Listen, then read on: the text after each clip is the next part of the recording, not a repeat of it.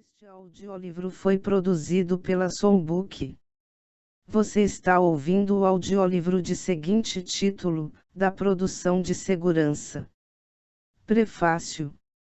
O pensamento laissez-faire nunca foi tão dominante quanto entre os economistas franceses, a começar por J.B. Say, no começo do século XIX, passando pelos seguidores mais modernos de Say, Charles Conte e Charles Dunoyer, até os primeiros anos do século XX. Durante praticamente um século, os economistas laissez-faire controlaram a sociedade dos economistas profissionais, a Société d'Économie et Politique, e a sua revista acadêmica, o Journal des Économistes, bem como muitas outras revistas e publicações universitárias. Ainda assim, poucos desses economistas tiveram as suas obras traduzidas para o inglês, e quase nenhum é conhecido entre os professores americanos e ingleses, sendo a única exceção Frederic Bastiat, que não é o mais intenso desses pensadores. Todo esse ilustre grupo permanece desconhecido e não estudado. O mais extremista e consistente, bem como o mais prolífico e o de existência mais duradoura, faleceu em 28 de janeiro de 1912, aos 92 anos. Dentre os economistas laissez-faire franceses foi Gustave de Molinari, que nasceu na Bélgica, em 03 de março de 1819, editor do Journal des Économistes durante muitas décadas. O primeiro artigo do jovem Molinari, traduzido aqui pela primeira vez como da produção de segurança, foi a primeira apresentação, em toda a história da humanidade, daquilo que hoje é chamado de anarcocapitalismo ou anarquismo de livre mercado. Molinari não usou essa terminologia e, provavelmente, teria recusado tal nome. Ao contrário dos pensadores individualistas e quase anarquistas anteriores, como Laboetier, Odgkin ou o jovem Fichte, Molinari não baseou o cerne do seu argumento em uma oposição moral ao Estado. Mesmo sendo um individualista fervoroso, Molinari fundamentou o seu argumento com a ciência econômica de livre mercado laissez-faire e procedeu logicamente formulando esta questão: se o livre mercado deve ofertar todos os outros bens e serviços, por que não também os serviços de segurança? No mesmo ano, 1849, Molinari expandiu a sua teoria radicalmente nova em um livro chamado Les Soirées de la Rue Saint-Lazare, uma série de diálogos fictícios entre três pessoas: o conservador, defensor de altos impostos e de privilégios monopolísticos estatais, o socialista e o economista, ele próprio. O diálogo final elabora mais profundamente a sua teoria de serviços de defesa de livre mercado. 4 décadas depois, em seu Les lois naturelles de l'économie politique, de 1887, Molinari continuou acreditando firmemente em companhias de polícia, companhias de serviços públicos e companhias de defesa privadamente competitivas. Infelizmente, em sua única obra traduzida para o inglês, La Société Future, The Society of Tamaro, New York, G. P. Putnam Sons, 1904, Molinari recuou parcialmente em sua posição, ao defender o estabelecimento de uma única agência privada monopolista de defesa e proteção ao invés da permissão da competição livre. É instrutivo observar a enorme controvérsia que o artigo de Molinari e os seus soirées provocaram nos economistas franceses partidários do laissez-faire. Uma reunião da Société d'Économie et Politique em 1849 foi realizada em função do ousado novo livro de Molinari, Os Soirées. Charles Coquelin opinou que a justiça necessita de uma autoridade suprema e que nenhuma competição em área alguma pode existir sem a autoridade suprema do Estado. Em um similar ataque a priori sem fundamentação, Frederic Bastiat declarou que a justiça e a segurança só podem ser garantidas através da força e que a força só pode ser o atributo de um poder supremo, o Estado. Nenhum dos debatedores se incomodou em criticar os argumentos de Molinari. Somente Charles Dunoyer fez isso, alegando que Molinari havia se deixado levar pelas ilusões da lógica e sustentando que a competição entre agências governamentais é quimérica, pois leva a batalhas violentas. Ao invés disso, Dunoyer preferiu confiar na competição entre partidos políticos inseridos no contexto de um governo representativo, o que está longe de ser uma solução libertária satisfatória para o problema do conflito social.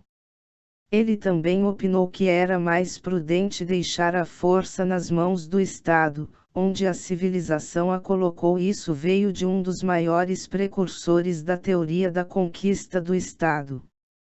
Lamentavelmente, esse tema crucial foi deixado de lado na reunião, já que a discussão se concentrou em Dunoyer e os outros economistas criticando Molinari por ter ido longe demais ao atacar todo tipo de domínio iminente de que o Estado faz uso. Ver, Journal des Economistes, Steve 15 de outubro de 1849, pp 315-16. Com esta publicação da tradução do artigo original de Molinari, esperamos que o legado desse economista agora ganhe a atenção de professores e tradutores. Murray N. Rothbard, 1977. Introdução. Publicado originalmente no Journal des Economistes, em fevereiro de 1849, sob o título de La Production de Sécurité. Há duas formas de considerar a sociedade. De acordo com alguns, o desenvolvimento das associações humanas não está sujeito a leis inevitáveis, imutáveis. Em vez disso, essas associações, tendo sido originalmente organizadas de forma puramente artificial por legisladores primitivos, podem ser mais tarde modificadas ou refeitas por outros legisladores, de acordo com o progresso da ciência social. Nesse sistema, o governo tem um papel proeminente, porque é sobre ele ao qual é confiado o princípio da autoridade que recai a tarefa diária de modificar e refazer a sociedade. Segundo outros, pelo contrário, a sociedade é um fato puramente natural.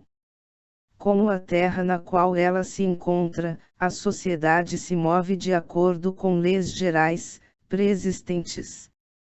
Nesse sistema, não há, estritamente falando, uma ciência social, só há a ciência econômica, que estuda o organismo natural da sociedade e mostra como esse organismo funciona. Nós nos propomos a examinar, dentro do último sistema, a função e a organização natural do governo. Capítulo 1. A ordem natural da sociedade. Para definir e delimitar a função do governo, é necessário investigar a essência e o objetivo da sociedade. A que impulso natural os homens obedecem quando eles se unem, formando uma sociedade? Eles estão obedecendo ao impulso ou, para falar de maneira mais exata, ao instinto da sociabilidade. A raça humana é essencialmente social. Como os casters e as espécies animais de ordem mais alta em geral, os homens têm uma inclinação instintiva a viver em sociedade. Qual é a razão do surgimento desse instinto? O homem tem muitas necessidades, cuja satisfação promove a sua felicidade depende e cuja não satisfação provoca o seu sofrimento. Sozinho e isolado, ele poderia satisfazer apenas de forma incompleta e insuficiente essas incessantes necessidades.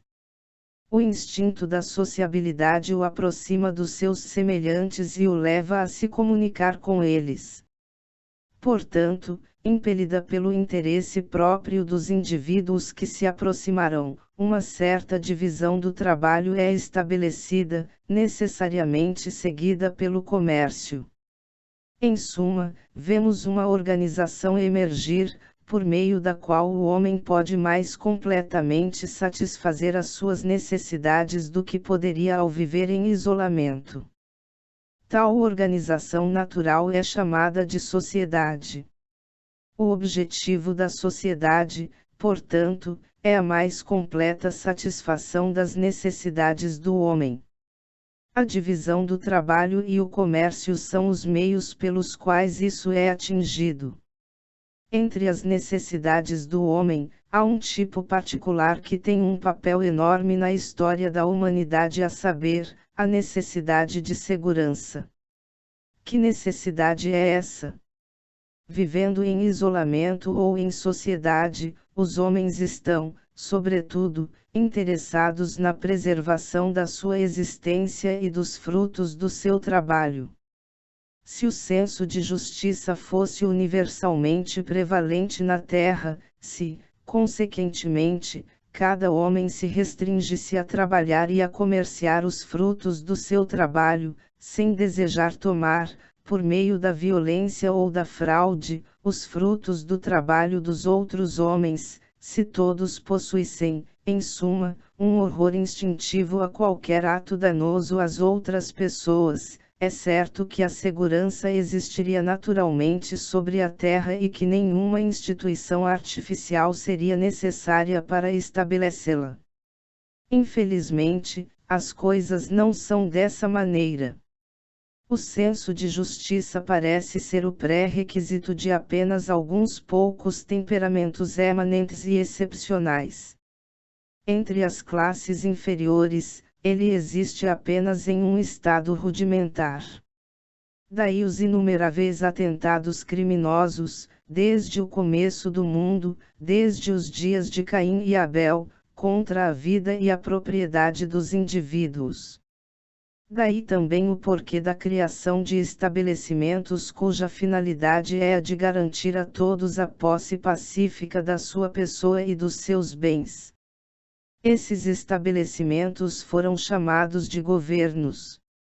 Em todo lugar, mesmo entre as tribos menos esclarecidas, nós encontramos um governo, tão universal e urgente é a necessidade por segurança provida por um governo. Em todo lugar, os homens se sujeitam aos mais extremos sacrifícios para não viver sem um governo e, portanto, sem segurança, sem perceberem que, ao fazer isso, eles não analisam adequadamente as suas alternativas. Suponha-se que um homem encontrasse a sua pessoa e os seus meios de sobrevivência incessantemente ameaçados. A sua primeira e constante preocupação não seria a de proteger-se dos perigos que o cercam. Essa preocupação, esses esforços, esse trabalho, necessariamente, absorveriam grande porção do seu tempo, assim como as faculdades mais energéticas e ativas da sua inteligência. Em consequência, tendo a sua atenção dividida, ele poderia apenas dedicar insuficientes e incertos esforços à satisfação de outras necessidades. Se a esse homem for solicitado que abra mão de uma porção considerável do seu tempo e do seu trabalho para alguém que assuma a responsabilidade de garantir a posse pacífica da sua pessoa e dos seus bens, não seria vantajoso que ele aceitasse essa barganha. Entretanto, não seria menos do que o seu interesse procurar a sua segurança ao menor preço possível. Capítulo 2. Competição em segurança. Se existe uma verdade bem estabelecida na economia política, é esta, que em todos os casos, para todas as mercadorias que servem à satisfação das necessidades tangíveis ou intangíveis do consumidor, é do maior interesse dele que o trabalho e o comércio permaneçam livres, porque a liberdade do trabalho e do comércio tem, como resultado necessário e permanente, a redução máxima do preço. E também esta, que os interesses do consumidor de qualquer mercadoria devem sempre prevalecer sobre os interesses do produtor. Assim, ao seguirmos esses princípios, chegamos a esta rigorosa conclusão, que a produção de segurança deveria, nos interesses dos consumidores dessa mercadoria intangível, permanecer sujeita à lei da livre competição. De onde se segue, que nenhum governo deveria ter o direito de impedir que outro governo entrasse em competição com ele ou de requerer que os consumidores adquirissem exclusivamente os seus serviços. Todavia, eu devo admitir que, até o presente momento, tem-se evitado chegar a essa rigorosa implicação lógica do princípio da livre competição. O Sr. Charles Dunoyer, um economista que fez mais do que qualquer outro para estender a aplicação do princípio da liberdade, pensa que as funções do governo não poderão nunca cair no âmbito da atividade privada. 2. Aqui há uma citação de uma clara e óbvia exceção do princípio da livre competição. Essa exceção é ainda mais notável por ser única. Indubitavelmente, podemos encontrar economistas que estabelecem as mais numerosas exceções a esse princípio, mas nós podemos enfaticamente afirmar que estes não são puros economistas. Os verdadeiros economistas, em geral, estão em concordância, por um lado, com a ideia de que o governo deveria restringir-se à garantia de segurança aos seus cidadãos, e, por outro, com a ideia de que a liberdade do trabalho e do comércio deveria, em tudo o mais, ser total e absoluta. Mas por que deveria existir uma exceção relativa à segurança? Que especial razão há para que a produção de segurança não possa ser relegada à livre competição? Por que deveria ela estar sujeita a um princípio diferente e organizada de acordo com um diferente sistema? Nesse ponto, os mestres da ciência silenciam, e o Sr. Dunoyer, que claramente notou essa exceção, não investiga os fundamentos nos quais ela é baseada. Capítulo 3. A segurança é uma exceção. Por consequência, nós somos levados a nos perguntar se essa exceção é bem fundamentada aos olhos do economista. É uma ofensa à razão acreditar que uma lei natural bem estabelecida possa admitir exceções. Uma lei natural precisa ser válida em todos os lugares e sempre ou ela é uma lei inválida. Eu não posso acreditar, por exemplo, que a lei universal da gravidade, a qual governa o mundo físico, seja suspensa em alguma instância ou em qualquer ponto do universo. Eu considero que as leis econômicas sejam comparáveis com as leis naturais, e eu tenho tanta convicção no princípio da divisão do trabalho quanto tenho na lei universal da gravitação. Eu acredito que, embora esses princípios possam ser perturbados, eles não admitem exceção. No entanto, se for esse o caso, a produção de segurança não deve ser removida da jurisdição da livre competição, e, se ela for removida, a sociedade como um todo sofre uma perda. Ou isso é lógico e verdadeiro, ou os princípios sobre os quais a ciência econômica está baseada são inválidos. Capítulo 4. As alternativas. Portanto, foi demonstrado a priori, àqueles de nós que creiam nos princípios da ciência econômica, que a exceção indicada acima não é justificada e que a produção de segurança, como a de qualquer outra coisa, deveria estar sujeita à lei da livre competição. Uma vez que nós adquiramos essa convicção, o que nos resta fazer? Resta-nos investigar como é que foi ocorrer o fato de a produção de segurança não estar sujeita à lei da livre competição, mas sim a diferentes princípios. Quais são esses princípios? Aqueles do monopólio e do comunismo. No mundo inteiro, não há um único estabelecimento da indústria de segurança que não seja baseado no monopólio ou no comunismo. A esse propósito, faremos, em passant, uma simples observação. A economia política desaprovou igualmente o monopólio e o comunismo nos vários ramos da atividade humana, onde quer que os encontrara. Então, não é estranho e irracional que ela os aceite na indústria de segurança. Capítulo 5. Monopólio e comunismo. Examinemos neste momento como é que todos os governos conhecidos estiveram sujeitos à lei do monopólio ou organizados de acordo com o princípio comunista. Em primeiro lugar, investiguemos o que é entendido pelas palavras monopólio e comunismo. É uma verdade observável que, quanto mais urgentes e necessários forem os desejos do homem, maiores serão os sacrifícios que ele estará disposto a suportar para satisfazê-los. Agora, há algumas coisas que são encontradas em abundância na natureza cuja produção, portanto, não requer um grande consumo de trabalho, mas que, uma vez que satisfazem esses desejos urgentes e necessários, podem consequentemente adquirir um valor de troca muito acima da proporção dos seus valores naturais. Tome-se o sal como exemplo. Suponha-se que um homem ou um grupo de homens consiga ter estabelecidas para ele ou eles a produção e a venda exclusivas de sal. É óbvio que esse homem ou esse grupo poderia aumentar o preço dessa mercadoria muito acima do seu valor, muito acima do preço que ela teria sob o regime de livre competição. Será dito, então, que esse homem ou esse grupo possui um monopólio e que o preço do sal é um preço monopolístico.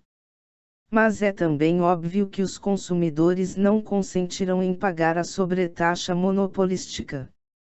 Será necessário compeli-los a pagá-la e, para compeli-los, o emprego da força será necessário.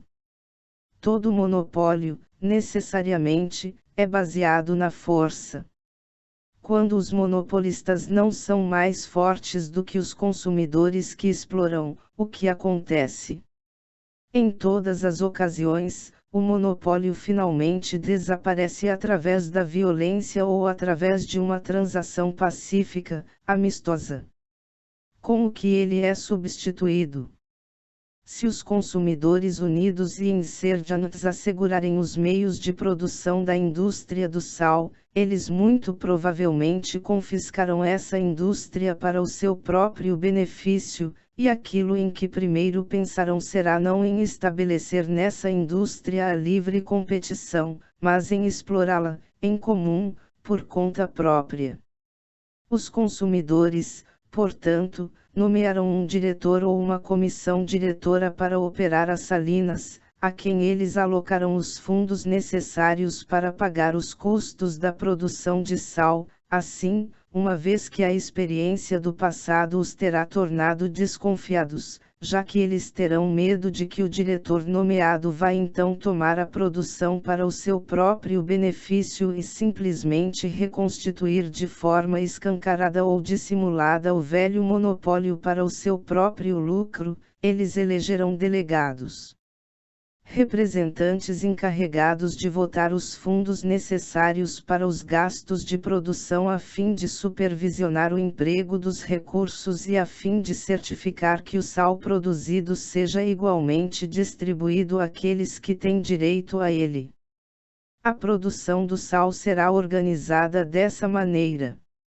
Essa forma de organização da produção recebeu o nome de comunismo. Quando essa organização é aplicada a uma única mercadoria, o comunismo é chamado de parcial. Quando essa organização é aplicada a todas as mercadorias, o comunismo é dito completo. Entretanto, sendo o comunismo parcial ou completo, a economia política não é mais tolerante para com ele do que para com o monopólio, do qual ele é tão somente uma extensão. Capítulo 6. A monopolização e a coletivização da indústria de segurança. O que acaba de ser dito sobre o sal não é aplicável à segurança. Não é esta a história das monarquias e das repúblicas.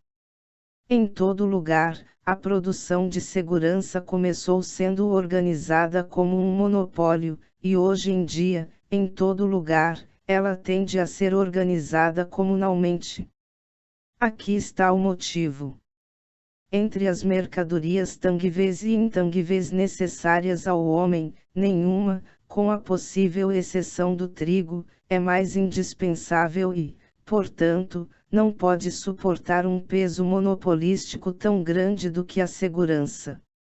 E nenhuma também é tão mais propícia à monopolização do que ela. Qual é, com efeito, a situação dos homens que precisam de segurança? É a fraqueza. Qual é a situação daqueles que assumem a responsabilidade de prover-lhes essa necessária segurança? É a força. Se fosse de outra forma, se os consumidores de segurança fossem mais fortes que os produtores, eles obviamente dispensariam a assistência deles. Se os produtores de segurança são originalmente mais fortes do que os consumidores, não será mais fácil para os primeiros impor um monopólio sobre os últimos. Em todos os lugares, quando se originam as sociedades, nós vemos as classes mais fortes e mais beligerantes tomarem para si o governo exclusivo da sociedade. Em todos os lugares, vemos essas classes assumindo o monopólio da segurança sobre territórios mais ou menos extensos, conforme os seus números e as suas forças. Sendo esse monopólio, pela sua própria natureza, extraordinariamente lucrativo, em todos os lugares nós vemos as classes investidas do monopólio da segurança dedicando-se a amargas lutas para aumentar o alcance dos seus mercados e conseguir um maior número de consumidores forçados, para que, assim, os seus ganhos aumentem. A guerra tem sido a consequência necessária e inevitável do estabelecimento do monopólio na segurança. Outro efeito inevitável foi que esse monopólio gerou todos os outros monopólios. Vendo a situação dos monopolistas de segurança, os produtores das outras mercadorias não puderam deixar de notar que nada no mundo é mais vantajoso do que o monopólio. Eles, portanto, ficaram tentados a aumentar os ganhos das suas próprias indústrias pelo mesmo processo. Mas do que eles precisavam para monopolizar, em detrimento dos consumidores, as mercadorias que produziam? Eles requeriam a força. Eles, porém, não possuíam a força necessária para superar a resistência dos consumidores em questão. O que eles, então, fizeram? Eles a pediram emprestado, com uma certa consideração, àqueles que a possuíam. Eles solicitaram e obtiveram, ao preço de uma taxa acordada, um privilégio exclusivo de exercer as suas indústrias dentro de determinados limites.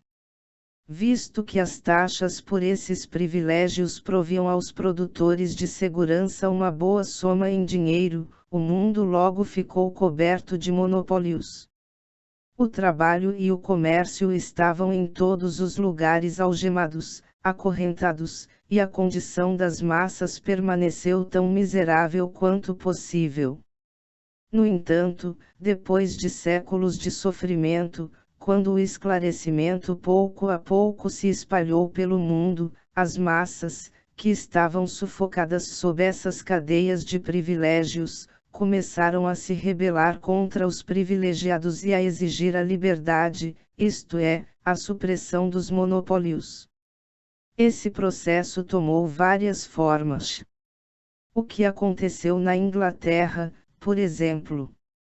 Originalmente, a classe que governava o país e que era militarmente organizada, a aristocracia, tendo como cabeças um líder hereditário, o rei, e um conselho administrativo igualmente hereditário, a Câmara dos Lordes, estabelecia o preço da segurança, a qual ela havia monopolizado, ao nível que lhe aprouvesse. Não havia negociação entre os produtores de segurança e os consumidores. Este era o domínio do absolutismo. Todavia, enquanto o tempo passava, os consumidores, tendo tomado consciência do seu próprio número e da sua própria força, rebelaram-se contra o regime puramente arbitrário e obtiveram o direito de negociar com os produtores o preço das mercadorias. Para esse propósito, eles mandaram delegados à Câmara dos Comuns para discutir o nível dos impostos, isto é, o preço da segurança. Eles, assim, foram capazes, de certo modo, de melhorar as suas condições. Contudo, os produtores de segurança ainda podiam opinar diretamente sobre a nomeação dos membros da Câmara dos Comuns, de forma que o debate não era totalmente aberto, permanecendo o preço da mercadoria acima do seu valor natural. Um dia, os consumidores explorados se insurgiram contra os produtores, arrancando deles a indústria de segurança. Os consumidores, então, assumiram a responsabilidade de manter essa indústria por si mesmos, escolhendo, para esse fim, um diretor de operações assistido por um conselho. O comunismo substituiu o monopólio. Todavia, o arranjo não funcionou, e 20 anos depois o monopólio anterior foi restabelecido. Somente nesse momento os monopolistas foram sábios o suficiente para não restaurar o absolutismo, eles aceitaram o livre debate sobre os impostos, esforçando-se incessantemente, enquanto isso, para corromper os delegados do partido de oposição. Eles deram a esses delegados o controle de vários postos da administração da segurança, e chegaram até mesmo a dar acesso para o núcleo do seu conselho superior aos mais influentes desses delegados. Nada poderia ter sido mais inteligente do que essa atitude. Entretanto, os consumidores de segurança finalmente tomaram consciência desses abusos e exigiram a reforma do parlamento. Essa reforma, disputada por bastante tempo, foi finalmente conseguida, e, desde aquele tempo, os consumidores obtiveram significante esclarecimento acerca dos seus fardos. Na França, o monopólio da segurança, depois de ter atravessando, de forma semelhante, frequentes vicissitudes e várias modificações, acabou de ser derrubado pela segunda vez. 3. Como aconteceu na Inglaterra, o monopólio para o benefício de uma casta e, então, em nome de uma certa classe da sociedade foi finalmente substituído pela produção comunal.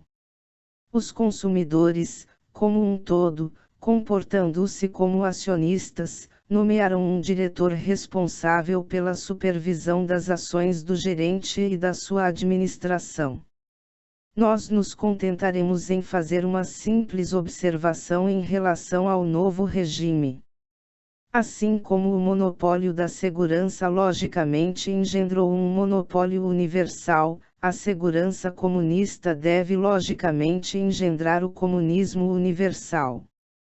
Com efeito, temos de escolher uma destas alternativas, ou a produção comunista é superior à produção livre, ou ela não é. Se o for, então ela precisa sê-lo para todas as coisas, não apenas para a segurança.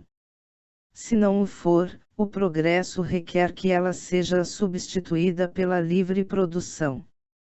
Comunismo completo ou liberdade completa, esta é a escolha. Capítulo 7. Governo e sociedade. Mas é concebível que a produção de segurança seja organizada de formas não monopolísticas ou de formas não comunistas. Ela poderia, concebivelmente, ser relegada à livre competição. A resposta a essa questão, por parte dos autores políticos, é unânime, não? Por quê? Nós diremos por quê. Porque esses autores, que estão preocupados especialmente com governos, nada sabem sobre a sociedade. Eles a consideram um produto artificial e acreditam que a missão do governo é modificá-la e refazê-la constantemente. Agora, para modificar ou refazer a sociedade, é necessário possuir uma autoridade superior àquela dos vários indivíduos que a compõem. Os governos monopolísticos clamam ter recebido de Deus essa autoridade que lhes dá o direito de modificar ou de refazer a sociedade de acordo com os seus caprichos e de dispor das pessoas e das propriedades delas da maneira que lhes aprouver. Os governos comunistas apelam à razão humana, como manifestada pela maioria do povo soberano. Mas os governos monopolistas e comunistas realmente possuem essa autoridade superior, irresistível. Eles, na realidade, têm uma autoridade maior do que aquela que um governo livre poderia possuir. Isso é o que devemos investigar. Capítulo 8. O poder divino dos reis e da maioria. Se fosse verdade que a sociedade não se organizasse naturalmente, se fosse verdade que as leis que governam o seu movimento constantemente se modificassem ou se refizessem, os legisladores, necessariamente, teriam de possuir uma autoridade imutável, sagrada. Sendo o prolongamento da providência na terra, eles teriam de ser considerados quase que iguais a Deus. Se fosse de outra forma, não lhes seria impossível completar as suas missões. Com efeito, não é possível intervir nas questões humanas, não é possível tentar direcioná-las e regulá-las sem diariamente ofender uma multidão de interesses. A não ser que se acredite que aqueles no poder recebem essa autoridade de uma entidade superior, os interesses prejudicados resistirão. Daí a ficção do direito divino. Essa ficção, certamente, foi a melhor imaginável.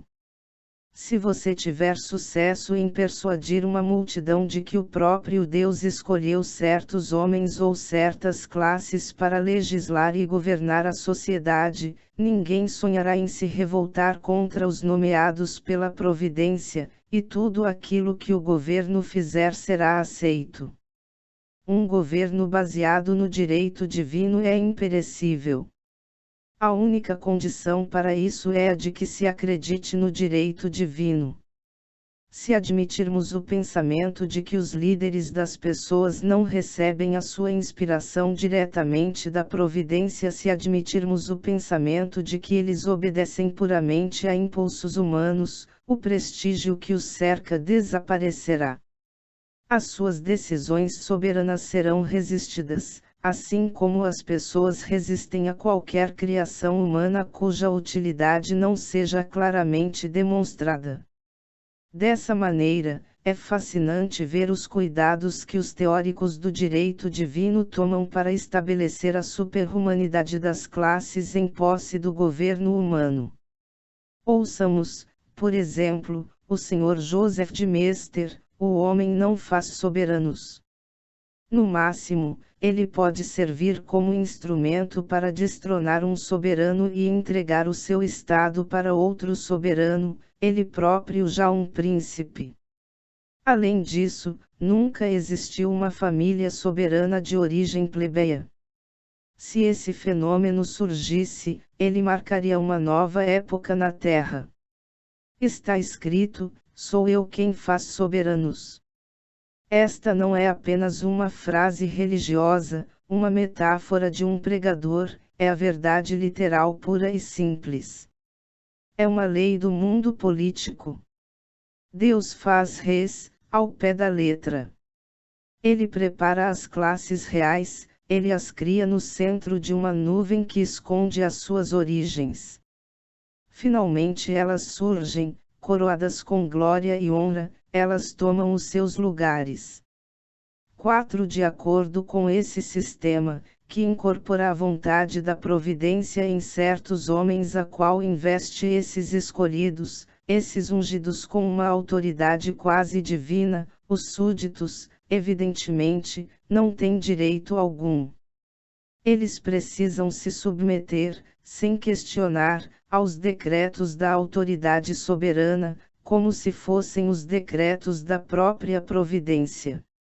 Segundo Plutarco, o corpo é o instrumento da alma, e a alma é o instrumento de Deus.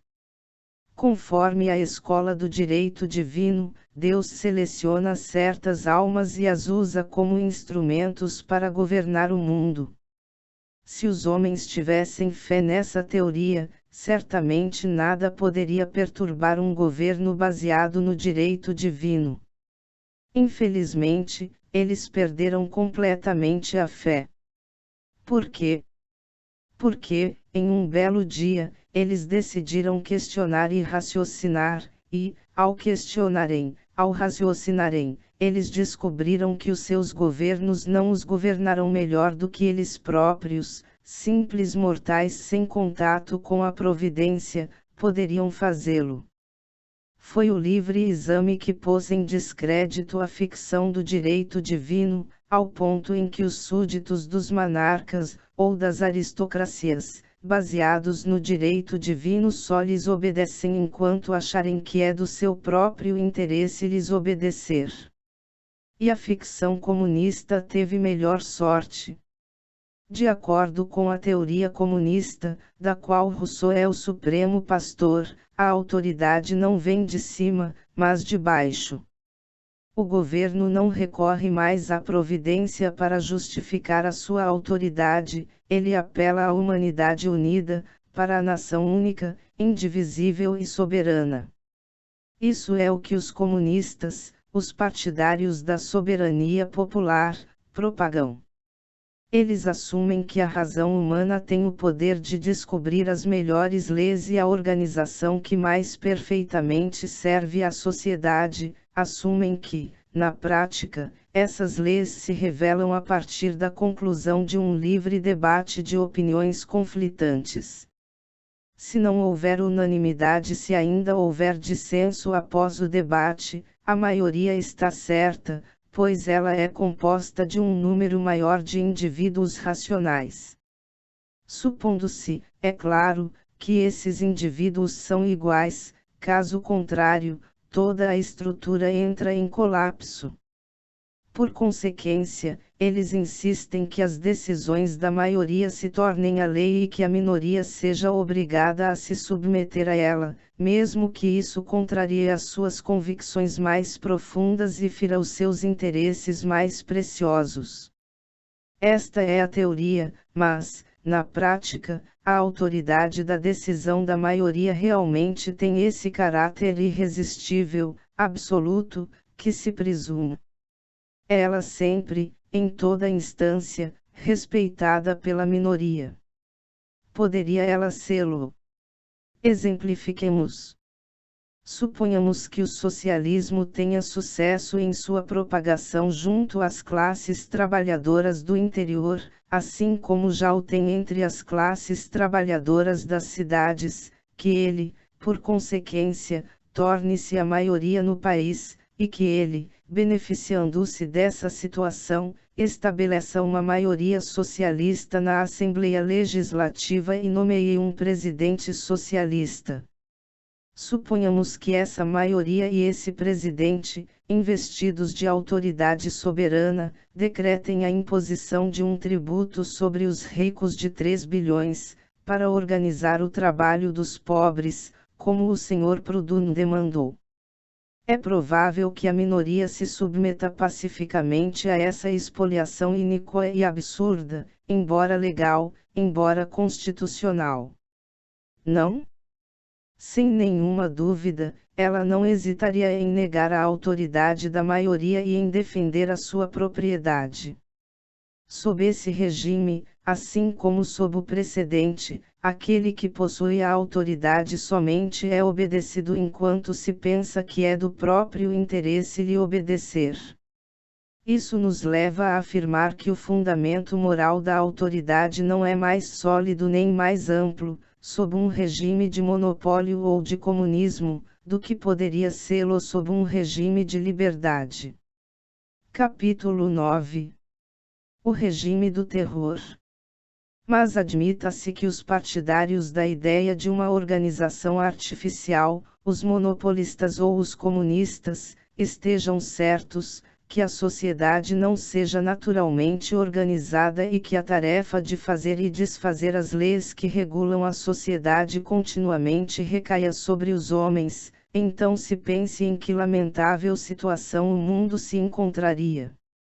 A autoridade moral dos governantes repousa, na realidade, sobre o interesse próprio dos governados. Como os últimos possuem uma tendência natural a opor resistência a qualquer coisa danosa aos seus interesses, uma autoridade não reconhecida de forma contínua requereria o auxílio da força física. Os monopolistas e os comunistas, ademais, entendem perfeitamente essa necessidade. Se alguém, diz o Sr. de Mester, tentar depreciar a autoridade dos escolhidos de Deus, que o levemos ao poder secular, que deixemos o carrasco executar o seu trabalho. Se alguém não reconhecer a autoridade daqueles escolhidos pelo povo, dizem os teóricos da escola de Rousseau, se alguém resistir a qualquer decisão da maioria, que façamos com que ele seja punido como um inimigo do povo soberano, que deixemos a guilhotina fazer justiça. Essas duas escolas, ambas as quais têm a organização artificial como ponto de partida, necessariamente conduzem à mesma conclusão, o terror. Capítulo 10. O livre mercado da segurança.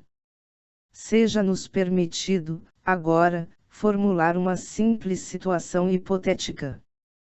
Imaginemos uma cidade recém-nascida. Os homens que a compõem estão ocupados trabalhando e comercializando os frutos dos seus esforços. Um instinto natural revela a esses homens que as suas pessoas, a terra que ocupam e cultivam e os frutos do seu trabalho são as suas propriedades e que ninguém, exceto eles mesmos, tem o direito de dispor delas ou de tocá-las. Esse instinto não é hipotético, ele existe. No entanto, sendo o homem uma criatura imperfeita, essa consciência do direito de todas as suas pessoas e aos seus bens não será encontrada no mesmo grau em todas as almas, e alguns indivíduos executarão tentativas criminosas, por violência ou por fraude, contra a pessoa ou a propriedade dos outros. Daí a necessidade de uma indústria que evite ou suprima essas agressões violentas ou fraudulentas. Suponhamos que um homem ou uma associação de homens surja e diga, por uma recompensa, eu assumirei a tarefa de evitar ou suprimir tentativas criminosas contra as pessoas e as propriedades. Que aqueles que desejam que as suas pessoas e as suas propriedades sejam protegidas da agressão se dirijam a mim. Antes de fechar negócio com esse produtor de segurança, o que farão os consumidores? Em primeiro lugar, eles verificarão se ele é realmente forte o suficiente para protegê-los. Em segundo lugar, eles verificarão se o seu caráter é tal que eles não terão de se preocupar com a hipótese de que ele instigue as próprias agressões que deve suprimir. Em terceiro lugar, eles verificarão se outro produtor de segurança, oferecendo garantias iguais, está disposto a oferecer-lhes essa mercadoria em melhores termos. Esses termos são de vários tipos. Para serem capazes de garantir aos consumidores a total segurança das suas pessoas e das suas propriedades e, em caso de dano, para lhes dar uma compensação na proporção das perdas sofridas, seria necessário, de fato. Tópico 1. Que o produtor estabelecesse certas penalidades aos agressores das pessoas e aos violadores das propriedades e que os consumidores concordassem em se submeter a essas penalidades caso cometessem crimes. Tópico 2. Que ele impusesse certas inconveniências aos consumidores, com o objetivo de facilitar a descoberta dos autores dos crimes. Tópico 3. Que ele reunisse regularmente, para cobrir os seus custos de produção e para ter um retorno apropriado pelos seus esforços, uma certa soma, a qual variaria de acordo com a situação dos consumidores, com as suas ocupações particulares e com o tamanho, o valor e a natureza das suas propriedades. Se esses termos, necessários para manter essa indústria, forem acordados com os consumidores, o negócio será fechado. Caso contrário, os consumidores ficarão sem proteção ou procurarão outro produtor. Agora, se nós considerarmos a natureza particular da indústria de segurança, é óbvio que os produtores necessariamente restringirão as suas clientelas a certos limites territoriais. Eles seriam incapazes de cobrir os seus custos se tentassem prover serviços de polícia em localidades compostas apenas de poucos clientes. As suas clientelas, naturalmente, estarão concentradas num centro de atividades. Eles, porém, seriam incapazes de abusar dessa situação ditando as condições para os consumidores. Na hipótese de um aumento abusivo do preço da segurança, os consumidores teriam sempre a opção de escolher um novo empreendedor ou um empreendedor vizinho. Essa opção que o consumidor retenha de poder comprar segurança de quem quiser ocasiona uma constante concorrência entre todos os produtores. Cada produtor se esforçará para manter ou aumentar a sua clientela através de uma justiça mais barata, mais rápida, mais completa e melhor. Se, pelo contrário, o consumidor não for livre para adquirir os serviços de segurança de quem quiser, imediatamente veremos ser aberta uma grande profissão dedicada à arbitrariedade e ao mau gerenciamento. A justiça se tornará lenta e custosa, e a polícia, incômoda, a liberdade individual não será mais respeitada, e o preço da segurança será abusivamente inflado e iniquamente dividido, de acordo com o poder e a influência desta ou daquela classe de consumidores. Os protetores se envolverão em amargas lutas para separar os consumidores uns dos outros. Em suma, todos os abusos inerentes ao monopólio e ao comunismo emergirão. Sob a livre competição, a guerra entre os produtores de segurança perde totalmente o seu fundamento, a sua justificação. Porque eles guerreariam para conquistar consumidores. Mas os consumidores não se permitiriam ser conquistados. Eles teriam o cuidado de não se deixarem ser protegidos por homens que inescrupulosamente atacam as pessoas e as propriedades dos consumidores das agências rivais. Se algum audacioso conquistador tentasse se tornar um ditador, eles imediatamente pediriam auxílio aos consumidores livres ameaçados por essa agressão e fariam justiça. Assim como a guerra é a consequência natural do monopólio, a paz é o efeito natural da liberdade. Sob um regime de liberdade, a organização natural da indústria de segurança não seria diferente daquela das outras indústrias. Em distritos pequenos, um único empreendedor seria suficiente. Esse empreendedor poderia deixar o negócio para o seu filho ou vendê-lo para outro empreendedor. Em distritos maiores, uma companhia, por si mesma, acumularia recursos para adequadamente exercer essa importante e difícil empresa. Se fosse bem gerenciada, essa companhia poderia facilmente perdurar, e a segurança perduraria junto com ela. Na indústria de segurança, como na maioria dos outros ramos de produção, esse último modo de organização provavelmente substituiria o primeiro, no final. Por um lado, isso seria uma monarquia, e, por outro, uma república, mas seria uma monarquia sem monopólio e uma república sem comunismo. De qualquer forma, essa autoridade seria aceita e respeitada em nome da utilidade e não haveria uma autoridade imposta pelo terror.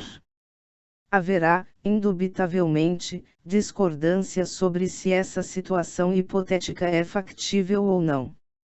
Entretanto, ao risco de sermos considerados utópicos, nós afirmamos que isso não é contestável, que um cuidadoso exame dos fatos decidirá o problema do governo cada vez mais em favor da liberdade, assim como tal exame cuidadoso decide todos os outros problemas econômicos.